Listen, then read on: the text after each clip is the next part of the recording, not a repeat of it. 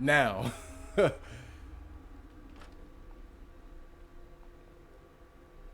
And here we go. Bloop.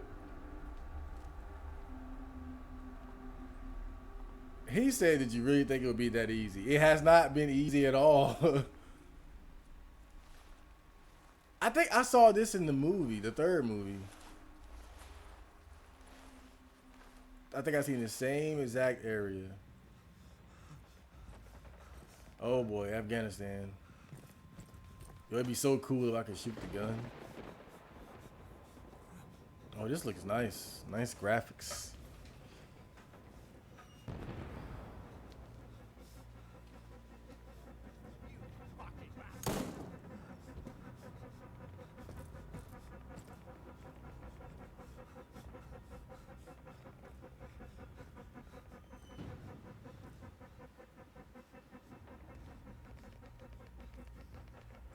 At this point, I'd be like, man, I should have never came to these damn woods. Stickman!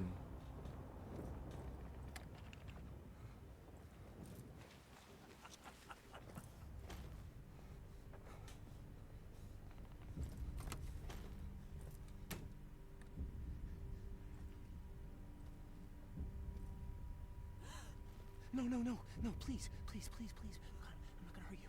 Shh, shh, no, no, no, I'm not gonna hurt you. Please, please, please, please, please. Shh, shh, shh, shh, shh. Quiet, quiet.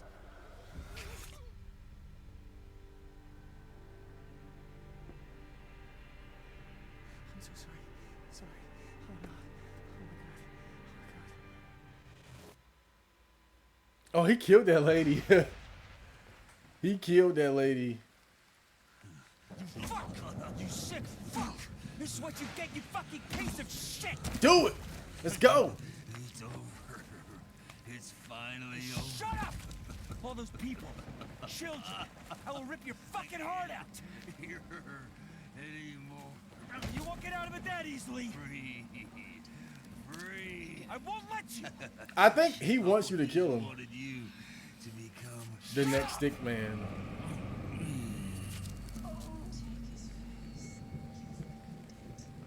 So this, again, this whole process is just me becoming him. Oh no.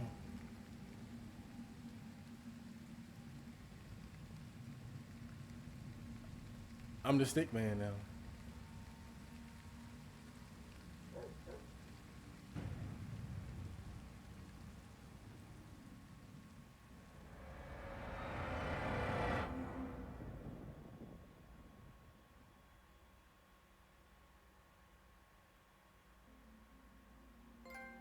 Ellis gave into his rage and despair. The cycle continues. Carver was born again. Despite his injuries, Bullet survived. He was later found wandering outside the Shannon's house.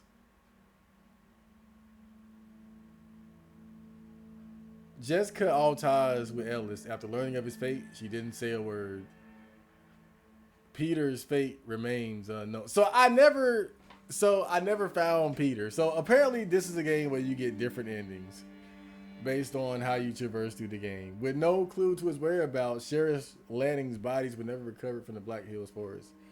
Todd McKinnon's body was found months later in the Tappy East Creek sawmill, so rotten it was nearly beyond identification.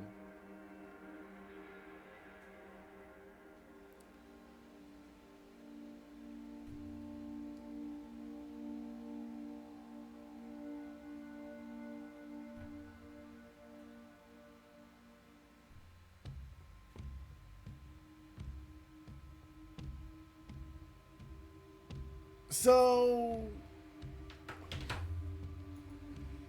okay, that was the Blair Witch game. Obviously, I didn't get a good ending. The cycle continues. Now, see, my only thing is this. What did I do wrong that made it so I got the bad ending? Like, that's what I'm trying to figure out. What did I do wrong? It said he gave into the rage and despair. But how could I have prevented that? So my whole thing is, look, I got the bad ending, cool. But why? What did I do? Like, that's really what I'm trying to figure out. What did I do wrong? Because it's not like there were a lot of specific parts I can look back to and think, oh, yeah, I made a decision there that would, okay. Other than the whole thing with the dog, but the dog survived. And I didn't abandon the dog. Other than that, when did I really have much of a choice in what I was doing? I can only imagine that the ending probably has something to do with the amount of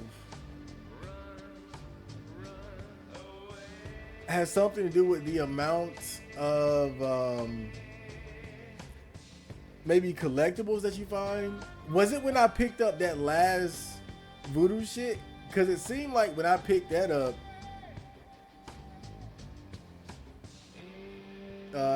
Ellis seemed to really start to get angry. So maybe that was it. But then it's like, why wouldn't you pick it up?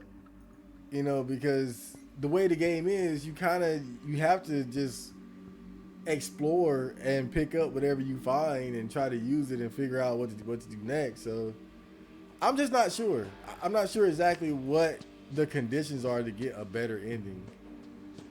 And to be honest, I'm not really interested in playing the game I'm definitely not going to play the game all over again for the sake of trying to get a better ending. So it is what it is. But I'll say this, as far as like my review of the game, if you will, honestly, the game was kind of a letdown. I think the best part of the game was that one part in the forest where you had to move that big log off of the rails so you can make progress on the little trolley thing. I like that part, and I like the part in the house where you have to avoid, I guess, Ellis's shadow. That part was legitimately spooky. I think overall the house part was probably the best because it was the most scary part of the game. And it was the one part of the game where you didn't have the dog. I think having the dog around most of the time is part of what made the game not scary, but it also added like an interesting element of having to utilize the dog's senses to get around the forest and try to figure things out. But I kind of figured the game would end that way. I'm not even really surprised. I figured at a certain point that it was leaning towards slowly turning Ellis into Carver, or the Stick Man as we've come to know him. So I'm not really surprised with that, with the game going in that direction. Where's my last load at? It's at like chapter 15, right? The original sin, the second sin, the original sin. All right, hold up. So while we're here, just please give me a second, because I know that's not exactly a satisfying conclusion.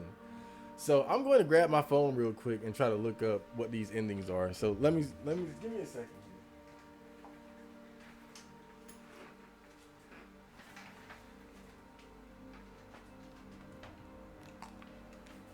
Because like I said, I'm not about to play the game from the beginning. I'm not about to play this game from the beginning just to get a different ending. If I became the Stick Man, so be it. The cycle continues. But let's at least see what we were supposed to have done differently to avoid that. Or if we could have in general. But I would imagine that there's got to be some way to save Peter. I don't think they would have made the game just for the player to get a bad ending. I mean, you know how game developers are about kids. They're not gonna just let the kid die. There's got to be a way to save him. So we're gonna look it up real quick to see exactly what I could have done differently. But I can't really imagine like what, because again, there weren't really parts that stood out as like, okay, this is where I'm making a morality decision that's going to affect the ending. You know, like in a game like Fable or something. where it's obvious that, okay, this is a key moment that's going to affect the development of my character. So let's look it up. So give me 1 minute here. I'm gonna put in Blair Witch. Oh, which game endings? Okay. How to get good, bad, and secret endings. Okay, there are multiple endings to reach in Blair Witch. Here's how to get all of them. The Blair Witch game just released on Xbox One and PC. It adds new elements to the lore first established in the 1999.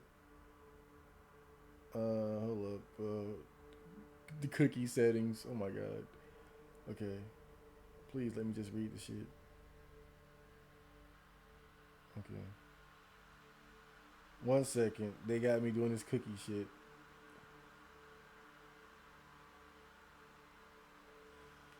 Okay. There's also multiple endings, and which one you get will depend on some of your actions while playing through the story. To help you achieve the take his face bad ending and break the cycle good ending achievements, we've put together this Blair Witch endings guide. We'll detail exactly how to get each of the endings and give you a brief description of each in terms of meaning. Okay, so there are 2 main endings in Blair Witch and some variations on each of them. There's also a secret ending which we'll also detail later on in this article. The endings for Blair Witch are as follows. Take his face, bad ending, that's what I got. Break the cycle, good ending. Good dog, bad dog, secret. Blair Witch, good ending, break the cycle, explain. Getting the good ending in Blair Witch takes some real work, as you'll need to follow some guidelines from the very beginning of the game. You'll need to do the following in order to get the break the cycle ending in Blair Witch. Do not leave Bullet behind in the final chapter. More details below. Do not pick up any of the card figures you find. Do not pick up any of the cards. So I had no hope. I had absolutely no hope because there was no hint, no clue, no indication that that was something you were not supposed to do. Like, you know, in survival horror games, you have to examine and pick up everything, because you never know when something might be a key item that you need to make progress. So but on survival horror game instinct, you're going to pick up everything just in case, because you never know when you might need this for that, or you had to put the wallet on the rock, and just crazy shit like that. So I had no hope. So I definitely don't feel bad about this. During the last chapter, do not follow the witch's order. This means not killing the sheriff. But I didn't. So when we saw the sheriff with his back turned, I wasn't trying to kill him. I was examining him. That's what I'm saying, though. That, like, I don't feel bad at all about getting the bad ending, because this game does not even do a good job of setting itself up for the player to even get the good ending in the first place. I guarantee you, dude. I guarantee you, 90%, at least, I say 95% of people who played this game and did not use a guide had to get the bad ending, just based off of the fact that you can't pick up the card figures you find, because there's no reason not to pick it up if you don't know it's going to lead to getting a bad ending. And even when I saw the sheriff, I wasn't trying to kill him. I was trying to examine him, because it's one of the few NPCs you find in the whole game. I figured it was like some sort of delusion. Then on top of that, he was already dead. The sheriff was dead. Oh man, whatever. Do not kill the enemies hiding in the trees. Instead of using your flashlight, use the camera with the night vision to sneak past.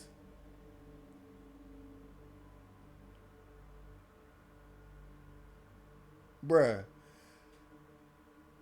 Nobody got the good ending without using the guide, bruh. Fuck this game, man. Fuck this game. fuck this game, bro. I'm gonna just go ahead and say it. Fuck this game. Look, and this is just how I feel about shit, bro. I'm just be real with, because I had the same issue with Silent Hill 4.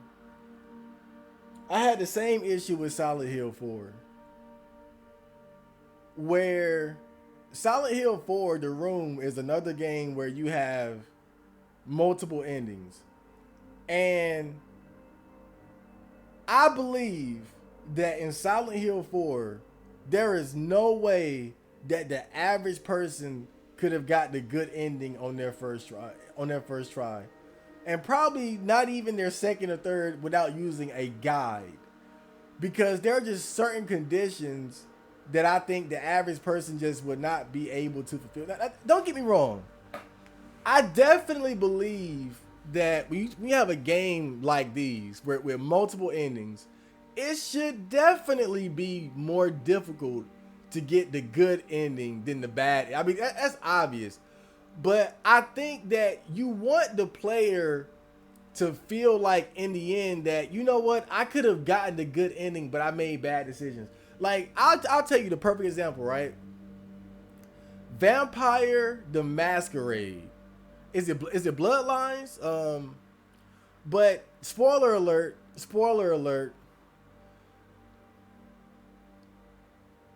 At the end of the game, there's a decision that you have to make.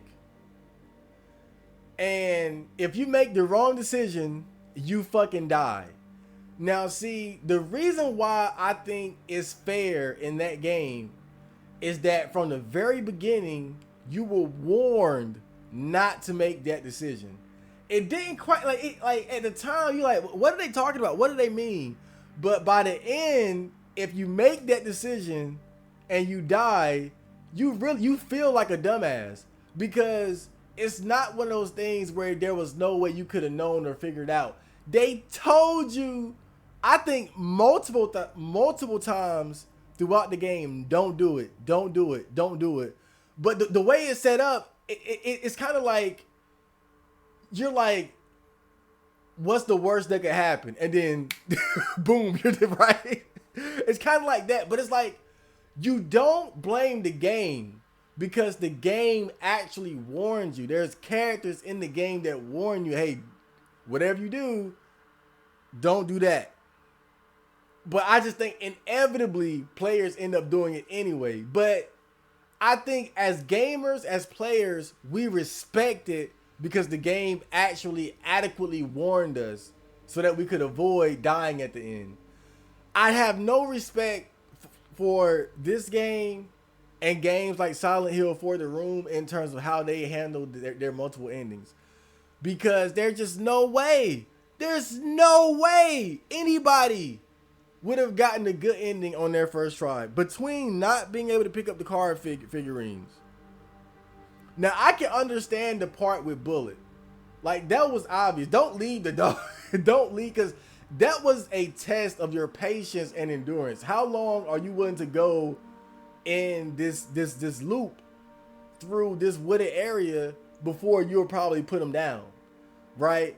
But at the same time, they were helping you by showing that Ellis was losing his grip on reality as you were going through. So it didn't feel like you had to drop him to make progress. So they sort of gave you a hint that you should hold on to him. Just wait, just be patient. Eventually something's going to happen. And that's exactly what, like, that I completely understand. That was fair.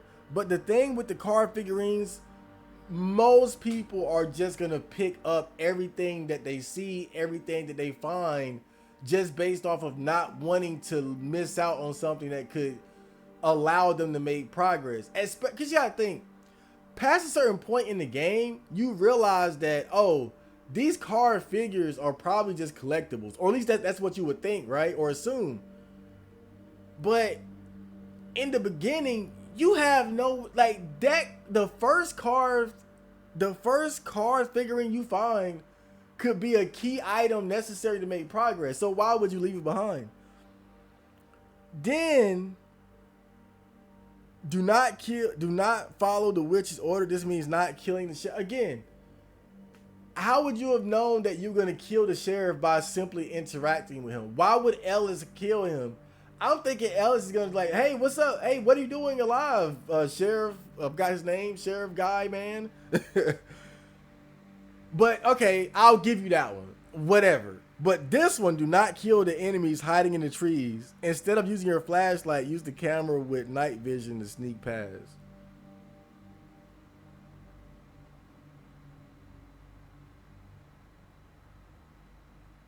Instead of using, and I think that one is just self-explanatory. Anybody playing the game and your first time encountering the enemies in the trees, once you see that the flashlight is working, you're like, okay, this is the combat. And I think they even explain it to you. They even explain it to you to use the flashlight to the... Oh my God, bro. Do not destroy any of the totems you find throughout the game.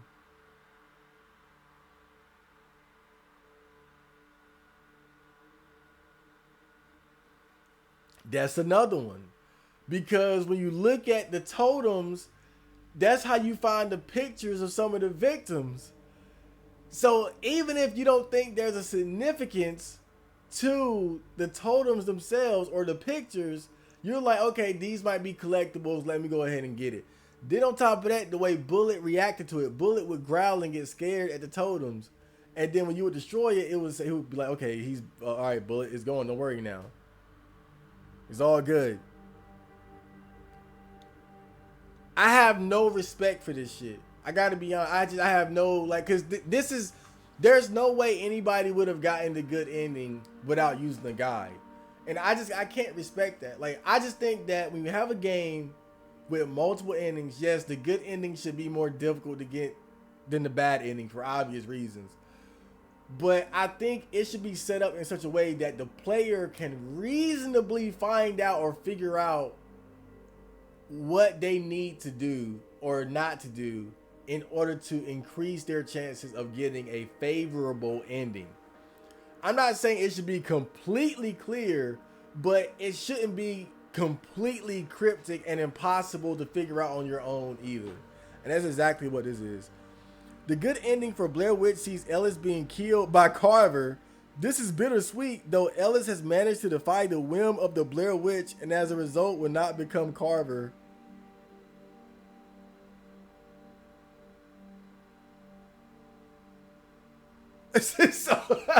So the good ending, you just die anyway. Oh my God. Is bittersweet. Has managed to defy the whim of the Blair Witch and as a result will not become Carver. Oh my God, dude. That's the good ending?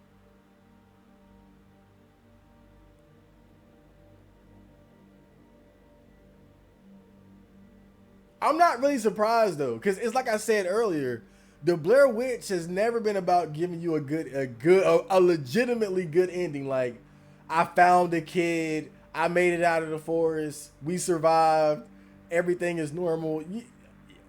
Blair Witch has never had anything close to resembling a good, peaceful ending. So I'm not really surprised. But that's just, to me, that's just adding insult to injury. The fact that you go through all that to get the quote unquote good ending and you just die, and Carver continues his murder spree.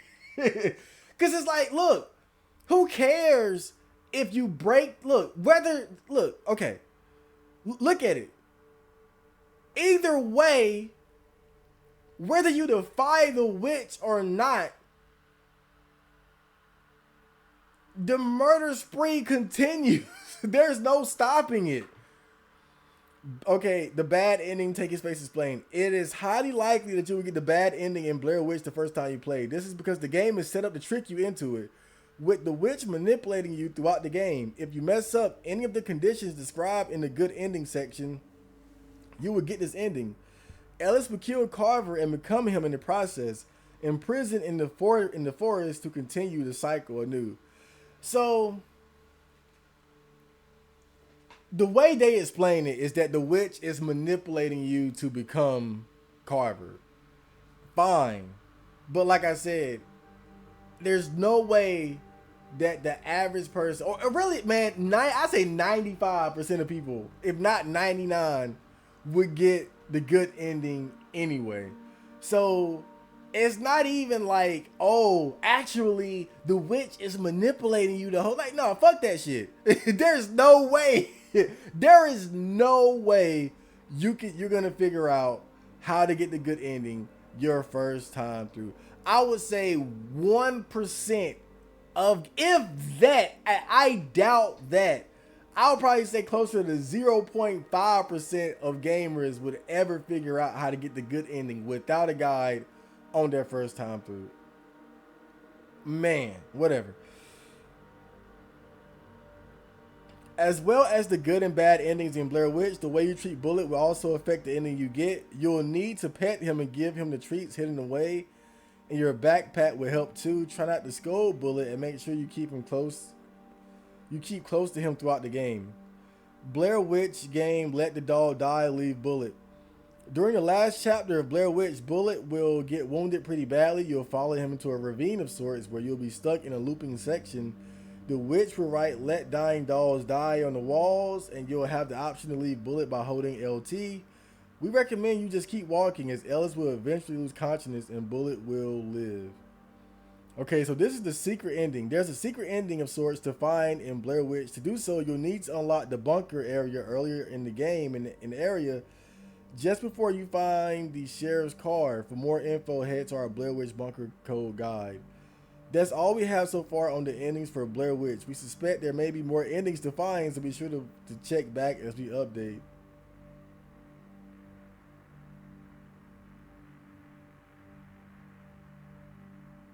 Okay. So is that it?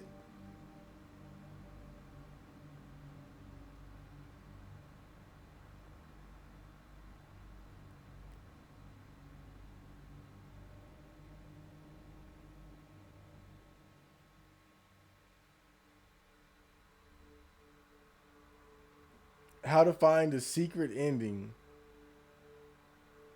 The first secret ending. Okay, so there's some secret endings here. The first secret ending, last goodbye. The player will need to properly treat Bullet at every possible turn, constantly petting him, providing him with treats, and whenever Bullet brings over an item, pet him. Do not let too much time pass between pets. Treat Bullet correctly. Once reaching chapter 14, do not let go of Bullet under any circumstances. Doing this properly will unlock the first secret ending. The second secret ending, Peter's True Fate. To unlock this secret ending in chapter 17, there will be a door with the Blair Witch symbol on it. To the right of the door will be a battery on a small table. Collect this, then complete the game. Reset the game, then load up chapter 4 and enter the bunker. There will be a door needing a code. Input 2113 to unlock the door and find an item. Use the battery and this will show the other secret ending. But I want to see what it is.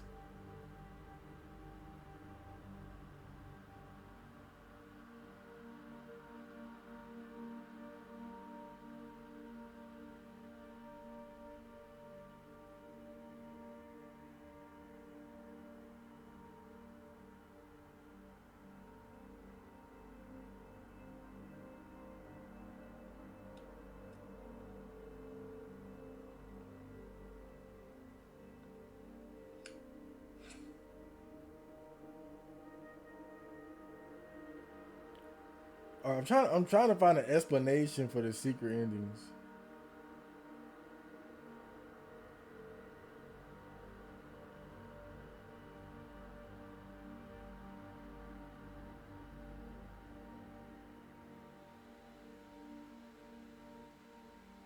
All right, let me look it up because again, I'm not playing this game again. I'm not playing this mediocre horror game again just to see. So let's look it up and give everybody.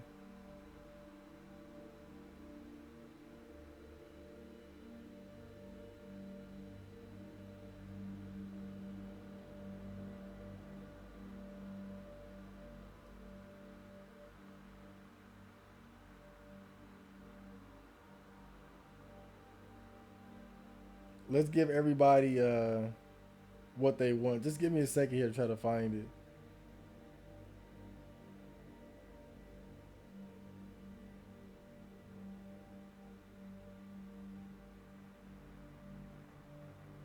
But I feel like they're trying to.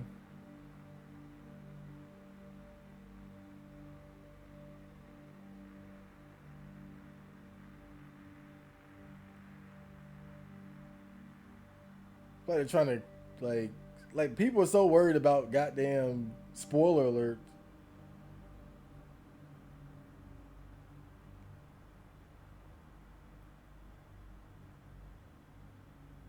Use the battery which will remain in the inventory in the second game and listen to the radio to find out the terrible truth. The radio will let us know that Peter Shannon's body has been found, probably dead from a stab. So Peter died. The kid died anyway.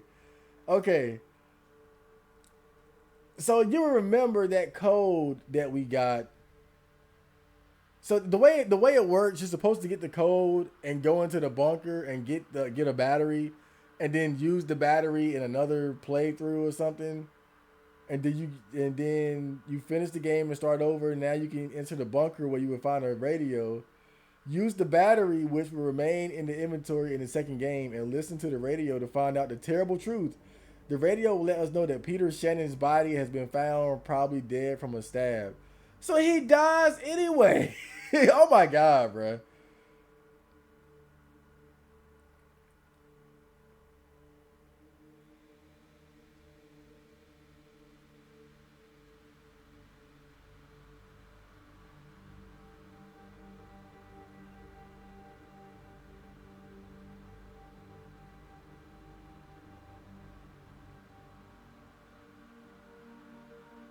I mean, I'm just like, I get it. Because, again, look, and I said it even before beating the game. I was like, Blair Witch has never been known for any sort of positive endings or anything like that. So I'm not really surprised, but it's just how much they put you through to try to get the quote unquote good endings that aren't even good.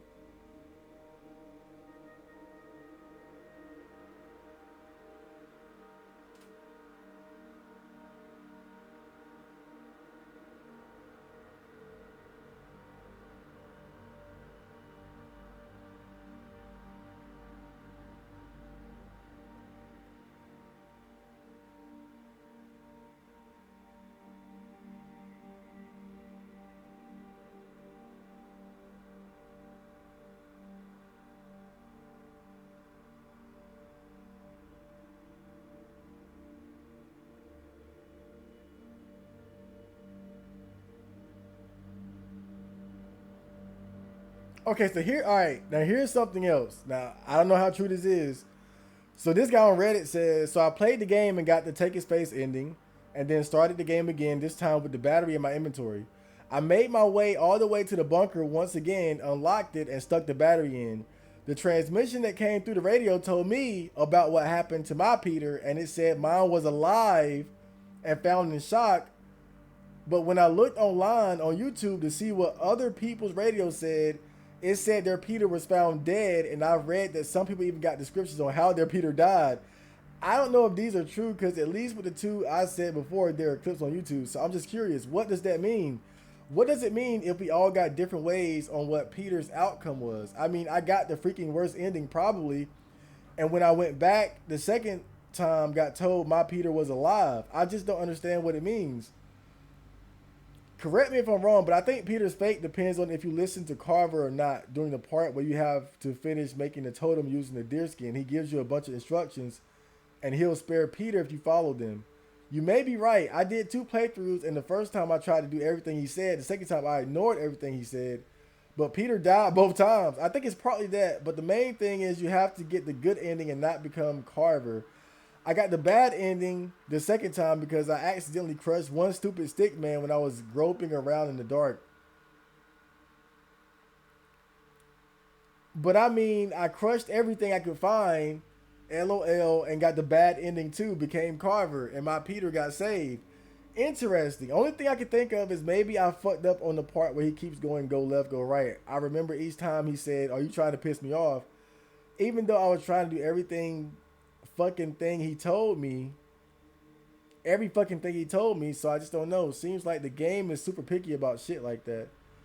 I got the take his face ending, and in the next playthrough, my radio said he was found dead from what appeared to be knife wounds. You must have gotten a good ending then. Mine said that Peter was found stabbed to death at Coffin Rock.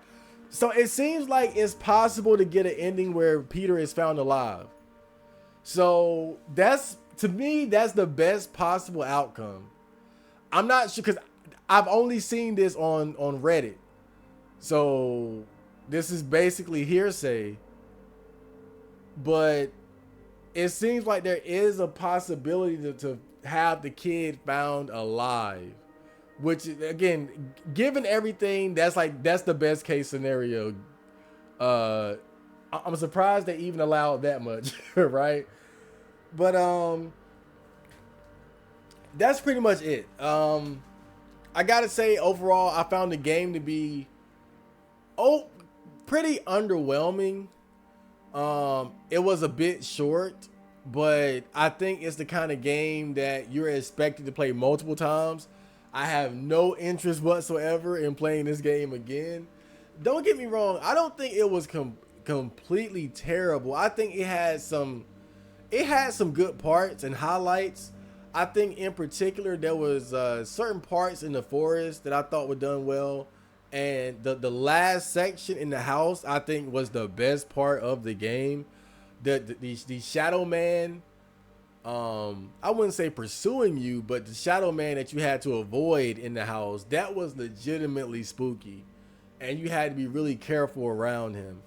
I thought those were like the best parts of the game, but honestly, I found the whole, diving into his personal trauma aspect of the game, the bad events in his life that traumatized him, like killing the kid that was, or shooting the kid that was robbing the store, getting his squad mates killed in the war, killing the lady during the war that he was afraid was going to alert the enemy to his position.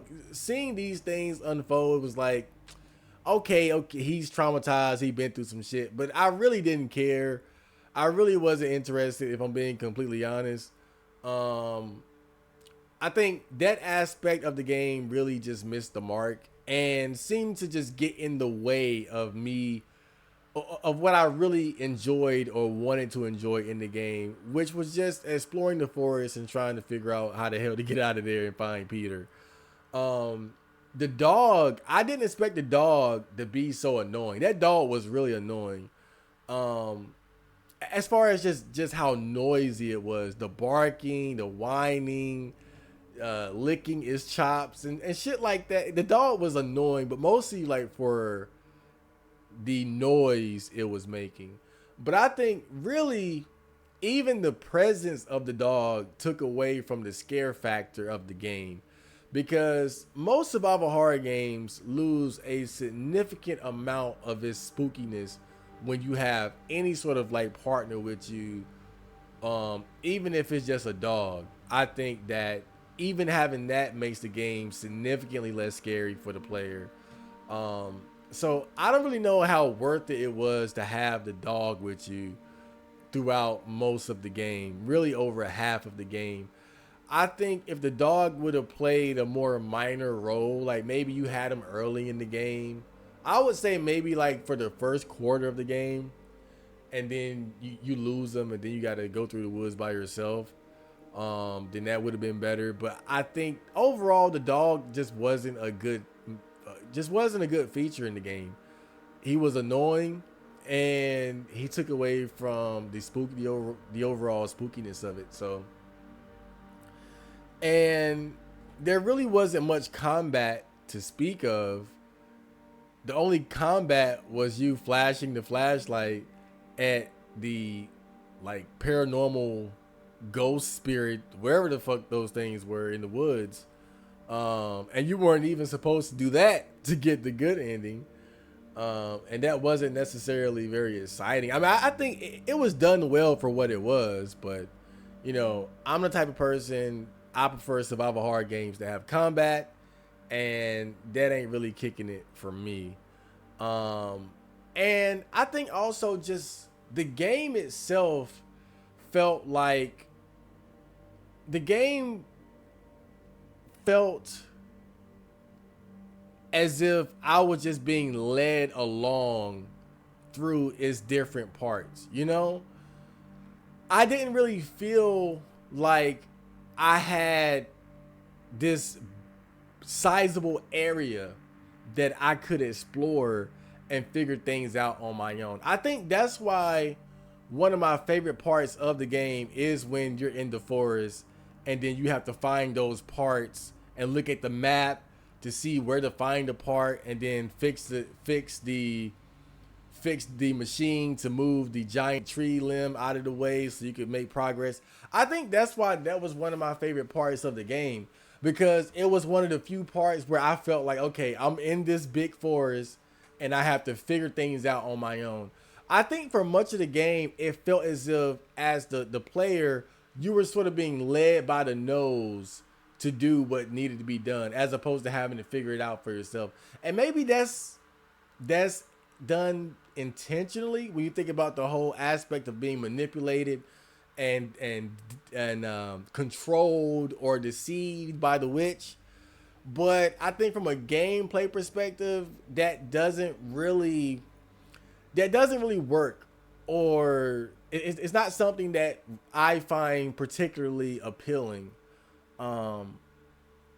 because I think half of the game to me feels more like an interactive movie than a video game. And I think it has a lot to do with what I said before, that it just feels like you're being led through those parts. Like when you're going through the fog and Carver is giving you very specific instructions on how to get through the fog. That's what I'm talking about. It doesn't really feel like you're having to figure things out for yourself. You got somebody literally telling you beat for beat, where to go and how to get there. And a lot of the parts in the game feel like that. And then you have a lot of parts where you're in control, but it's obvious that Ellis is just hallucinating and seeing things. Like they're trying to emphasize how the forest and the witch makes you go mad and makes you see things, and how you can't tell your imagination from reality, or you can't really like you're not really grounded in reality. Things are moving and you're one place and then you're another instantly. Like there's a lot of parts like that. And again, it's like during those parts, you never really feel like you're in danger, because you know that Ellis is just hallucinating and he's just seeing things. And this is just meant to sort of add to the storytelling aspect of it, of the experience of being in the Blair Witch Forest and being caught in her spell. But I think that from a gameplay perspective, what you really want is for the player to feel like they're in control, at least somewhat, and that if I don't make the right decision, it's going to get worse for me. And that's not how I felt during those sequences. I felt like I really don't have a choice. Ellis is losing his mind. He's seeing shit. I'm being teleported from Afghanistan back to the woods. Now I'm at the dinner table with my ex-wife. You know, it's like moments like that, again, don't really help the gameplay aspect, because you know that you're not in control. You know that you kind of just have to go through the motions there. There really is no right or wrong way to proceed through those sequences. You just kind of have to watch it and look at it and see it for what it is. But I think it's much more effective to have the player feel like, okay, I need to keep my wits about me so that I can make progress through these goddamn woods. And I think that's where the game drops the ball. It's just it's too much of an abstract horror set piece, as opposed to feeling like a real survival horror game where you have to explore and figure things out for yourself, and manage your things like resource management. The game just doesn't have that. This game really just feels like an interactive movie more so than a game. And I think that's his biggest shortcoming. That's his biggest failing. I'm not going to try to just shit all over the game. Don't get me wrong. But I think as a whole, I find the game to be pretty mediocre. But it is interesting because it's based on an interesting movie, you know? But I don't think much was really revealed that expanded, because it's like you still don't see the witch. You don't see the witch. You know, you don't come face to face with her. It's like there's nothing in this game that we didn't already learn from the first and third movie, you know? But that being said, you know, I'm glad that I went ahead and played the game and I got this under my survival horror belt. I hope you guys enjoyed that, and I'll be seeing you in the next game. So, see ya.